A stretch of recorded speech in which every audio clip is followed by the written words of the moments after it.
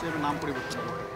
নাম পরিবর্তনের বিষয়ে আমাদের উপদেষ্টা পর্যায়ের একটা কমিটি হয়েছে। বঙ্গবন্ধু স্টেডিয়ামের নাম পরিবর্তনের বিষয়ে যা বললেন উপদেষ্টা আসিফ মাহমুদ, আপনারা একটু বিস্তারিত শুনুন। কমিটি একটা প্রস্তাবনা দিলে তার ভিত্তিতে ওইটা একটা জেনারেল ডিসিশন হবে, কারণ আপনারা জানেন যে হাজার হাজার নাম আছে এরকম, তো সেটাই সেই জেনারেল ডিসিশনের ভিত্তিতে সিদ্ধান্তটা আসবে।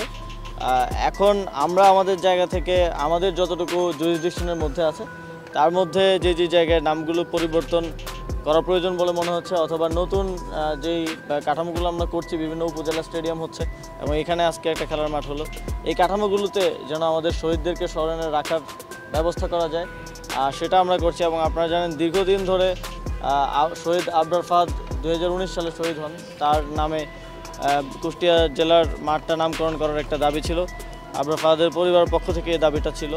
তো সেই জায়গা থেকে কুষ্টিয়া জেলা স্টেডিয়ামটার নাম আবরার ফাহাদ স্টেডিয়াম নামে